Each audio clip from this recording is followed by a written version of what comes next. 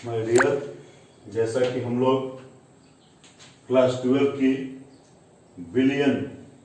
विलियन chapter में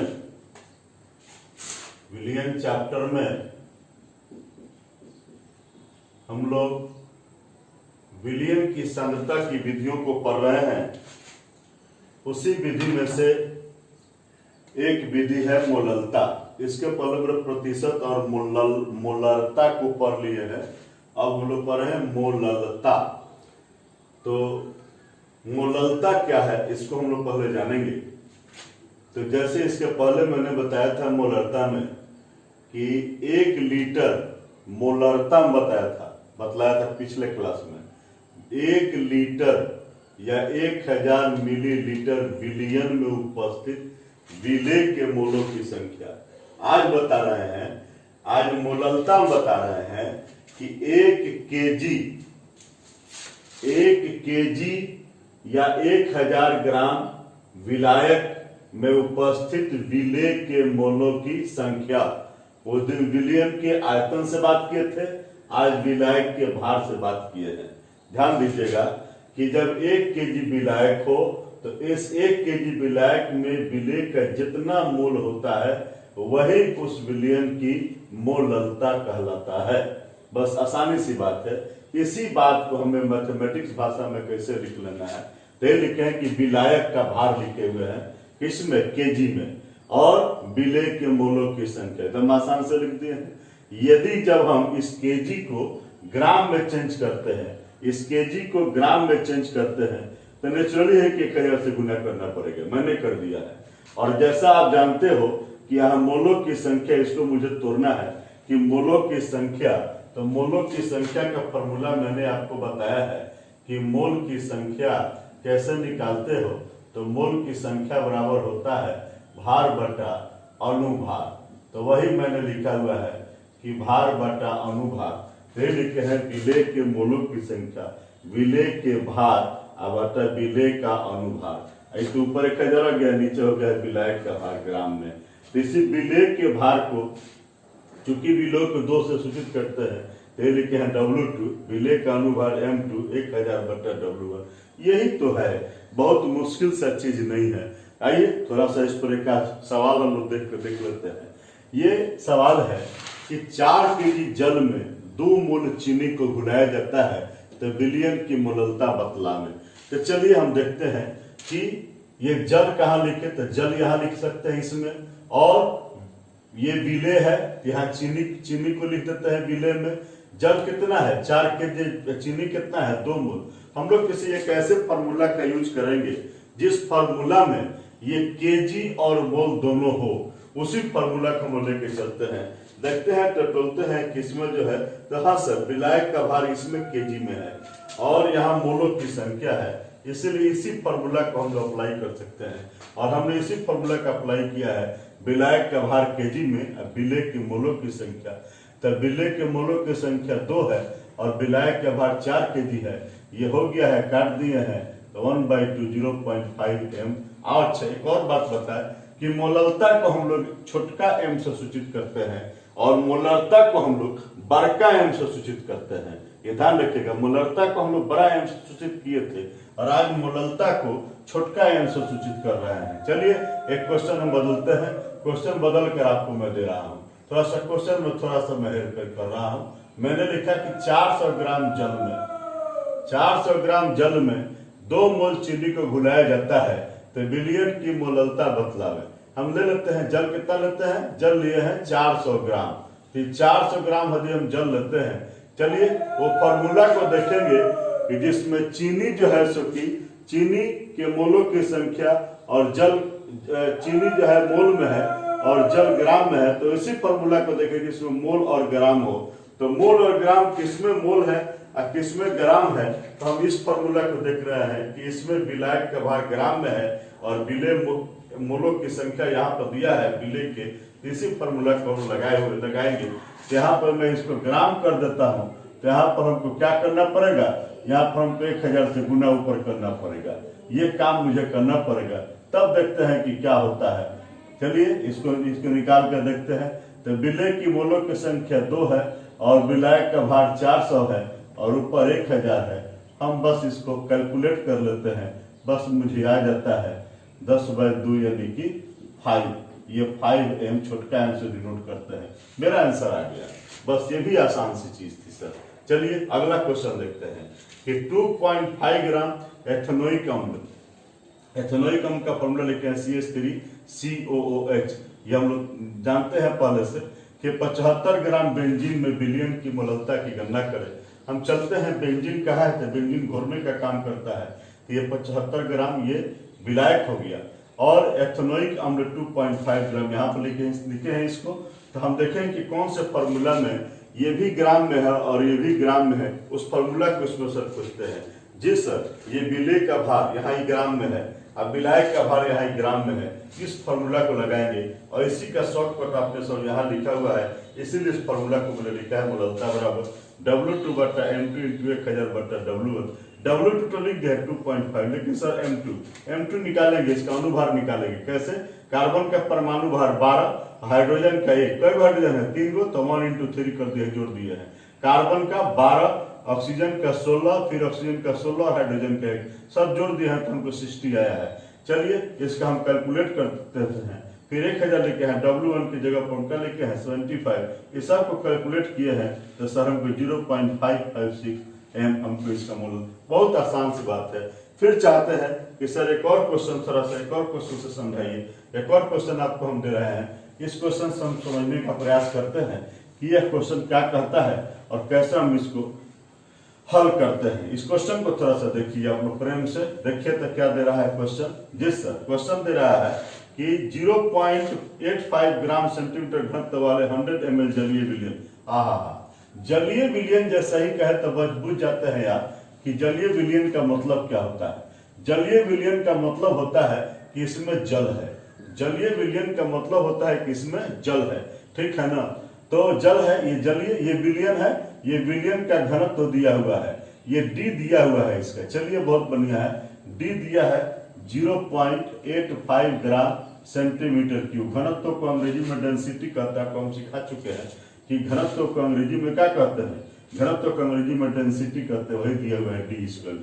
इसके बाद इसका आयतन भी दिया है कि 100 ml है। कितना आयतन है, वॉल्यूम कितना है इसका, 100 ml है। चलिए बहुत बढ़िया है, ठीक है। अब इसको कहता है कि इसमें 0.85 ग्राम NH3 है, ये NH3 इसमें है, ये कितना है हुआ, तो ये है तुम्हारा 0.85 ग्राम है। चलिए हम सबको देख लेते हैं, हम उस फॉर्मूला की गणना करते हैं कि जिससे कि हमारा ये निकल जाए। तो मोललता के बराबर हमने आपको अभी बताया है कि होता है W2/M2 × 1000/W1। हमने लिख लिया फॉर्मूला को।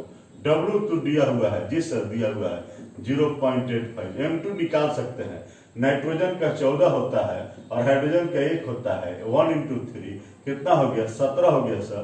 आप यहाँ 17 आराम से लिख दीजिए सर, ये हो गया 1000। W1 पेच यहाँ फंस गया, इसका भार क्वेश्चन में नहीं दिया है। हाउ कैन वी ऑब्टेन इसका भार कैसे प्राप्त करेंगे। तो पहले इसका भार तो प्राप्त किया, तो हमारे पास क्लू आपको सिखाया है। इसके लिए मैंने ट्रिक दिया था कि मास माने वेद, मास माने वेद। याद रखिएगा इस ट्रिक को, काम आपका हो जाएगा।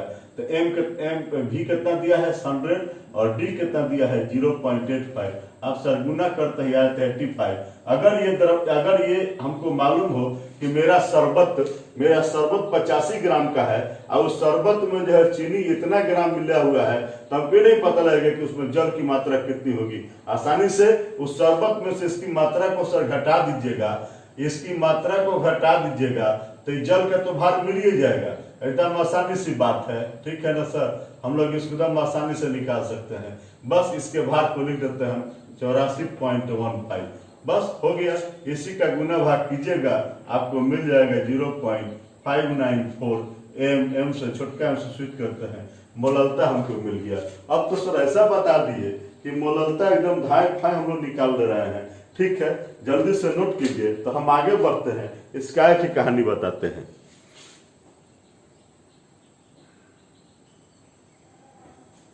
देखिए इसके बाद हमारी कहानी चल रही है कि मोल अंश या मोल प्रभाज या मोल फ्रैक्शन। अंश का मतलब आप जानते हैं, अंश किसको कहते हैं, अंश किसको कहते हैं। अंश हम लोग कहते हैं कि नीचे हर होता है, नीचे हर होता है और ऊपर जो है सो कि अंश होता है। ये हर हो गया और ये अंश हो गया, यही अंश है। तो जब भी अंश की बात करते हैं तो हम कहते हैं कि जब भी अंश की बात करते हैं तो नीचे कुल लिखते हैं, टोटल को नीचे लिखते हैं और ऊपर जो हिस्सा उसमें रहता है, अंश का मतलब हिस्सा, कितनी सब पूरे में उसकी हिस्सेदारी कितनी है, यही बात को जो कहता है उसी को अंश कहते हैं कि टोटल में उसकी हिस्सेदारी कितनी है। ठीक है, मान लो कि 4 ब्रदर है तो उसमें एक की हिस्सेदारी कितने होते, एक, तो टोटल हो गए नीचे 4 और ऊपर उसकी हिस्सेदारी हो गई 1, तो 1/4 लिखते हैं। इसी अंदाज में हम यहाँ भी मोल अंश की भी बात करते हैं। तो मोल अंश की क्या बात करते हैं कि विलियन में देखेंगे कि टोटल मोलों की संख्या कितनी है और उसमें जिसका अंश निकालना होगा, यदि विलायक का अंश निकालना होगा तो विलायक का ऊपर रखेंगे, इसको नीचे रखेंगे, और यदि विलेय का निकालना हो तो विलेय के ऊपर रखेंगे, टोटल को कहाँ रखेंगे, नीचे रखेंगे। यही काम मैंने यहाँ किया है कि विलायक का मोल अंश निकाले हैं तो टोटल को मैंने यहाँ नीचे रखा है, कुल को, और इसका जो है सो कि मोल अंश को मैंने ऊपर रखा है। यानी कि विलायक के मोल अंश की संख्या ऊपर रखे हैं और नीचे रखे हैं विलायक के मोल अंश की संख्या और प्लस विलेय के मोल अंश की संख्या। तो आपको इसका मतलब समझ रहे हैं क्या लिखे हैं कि ऊपर तो लिख दिए विलायक के मोलों की संख्या, नीचे इसका और इसका मिलाकर विलियन के कुल मोलों की संख्या हो जाती है। इसी फॉर्मूला को मैंने यहाँ बताया है। लेकिन एक और बात आपको मैंने बताया है कि मोलों की संख्या बराबर क्या होता है, तो रोज बताते बताते आपको याद भी हो गया है कि मोल की संख्या बराबर होता है भार बटा अनुभार, भार बटा अनुभार। तो N1 लिखे हैं तो W1 बटा M1, भार बटा अनुभार, इसका फिर भार बटा अनुभार, इसका फिर भार बटा अनुभार। यही तो चीज हम लिखे यहाँ पर कि 1 से विलायक का गुण करते हैं तो विलायक का भार बटा विलायक का अनुभार, ठीक है ना। फिर यहाँ विलायक का भार बटा विलायक का अनुभार, और फिर यहाँ पर विलेय का भार बटा विलेय का अनुभार। इसको थोड़ा फैला के लिख दिया है, अन्यथा काम तो हमारा इतना ही से चल जाता। तो ये विलायक का निकाले है इसका, यदि इसका मोल अंश निकालते हैं तो यही बात बताया है कि टोटल को नीचे और इसका ऊपर, तो N2 बटा N1 प्लस N2, ठीक है।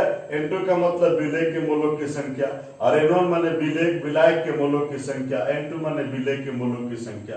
ऐसा हुआ एक लाइन बढ़ के भी लिख सकते थे, क्या लिख सकते थे कि विलेय के मोलों की संख्या बटा विलियन के कुल मोलों की संख्या, विलियन के कुल मोलों की संख्या लिख सकते थे, ठीक है ना। तो एकदम आसानी सी बात होगी।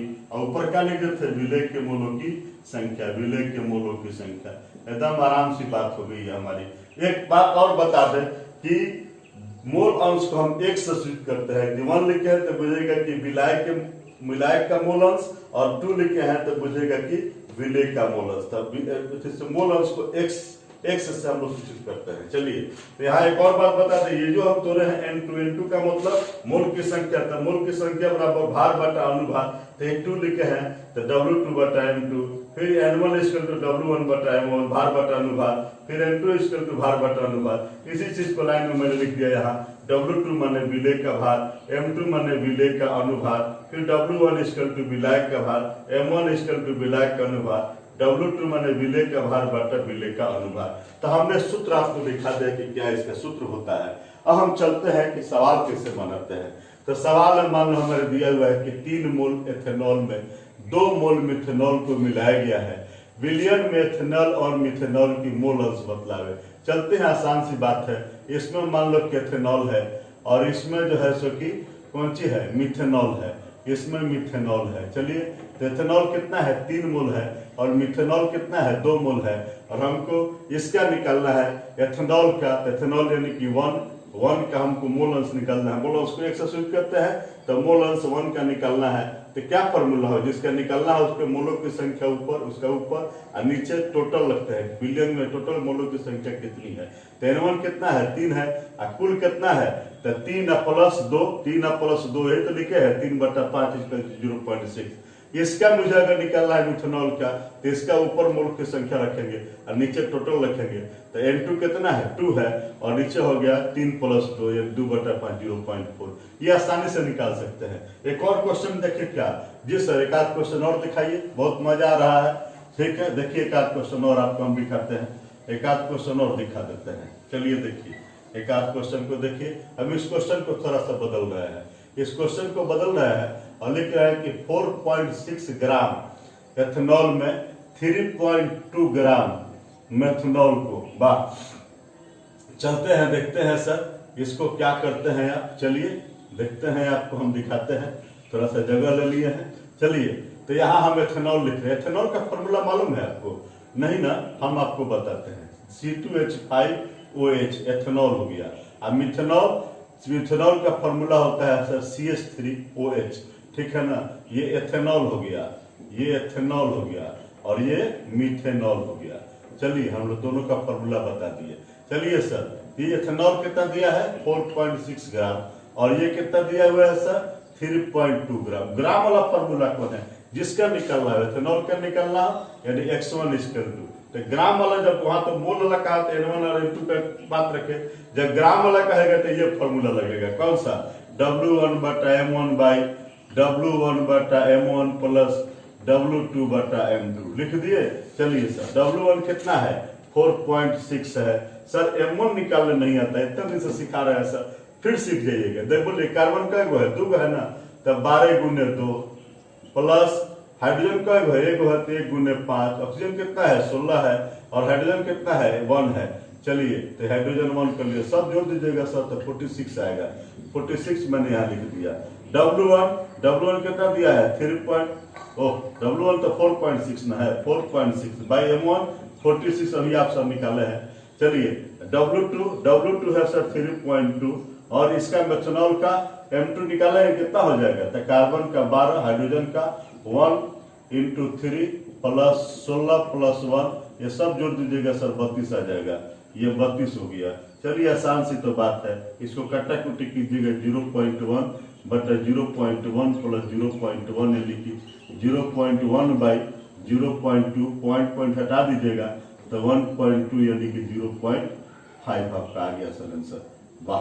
फिर हम इसका निकालना चाहते हैं तो निकालिए H2 मिथेनॉल का, एथेनॉल का निकालिए। मिथेनॉल की मोल अंश इसका निकालना चाहते हैं तो इसके लिए फॉर्मूला हो जाएगा W2/M2/W1/M1 प्लस W2/M2। W2 कितना है 3.2 है सर, इसका मोलिकुलर मास कितना है 32, इसका W1 कितना है 4.6 ना जी, और इसका अनुभार कितना है 46 प्लस 32/32। फिर सही हालात है 0.1/0.1 प्लस 0.1, 0.1/0.2 यानी कि 1/2 यानी कि 0.5। एकदम आ गया सर, अब तो एकदम आराम से हम लोग बना रहे हैं। तो जल्दी से नोट कीजिए। अब बारी आती है आज हम लोग का 5 गो सवाल है हमारे पास, 5 सवाल का जवाब दीजिए और अपना स्कोर बनाइए और गिफ्ट पाइए।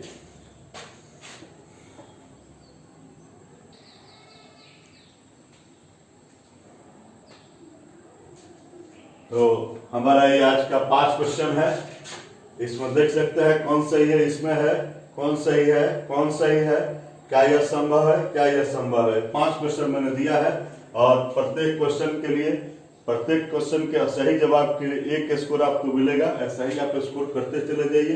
500 स्कोर होगा तो ग्रीन गेट, 1000 स्कोर होगा तो ब्लू बर्ड, 2000 स्कोर होगा तो ब्लैक कमांडो, 5000 स्कोर होगा तो रेड रोज। इसकी उपाधि हम देंगे आपको, तो जल्दी से इसको बनाकर हमारे YouTube के कमेंट्स पर या हमारे जो है सो कि मैसेंजर के कमेंट्स या फेसबुक के मैसेंजर या कमेंट्स पर इसके जवाब दे दीजिएगा। अपना यह काम कीजिएगा। आज के लिए ठीक है, धन्यवाद।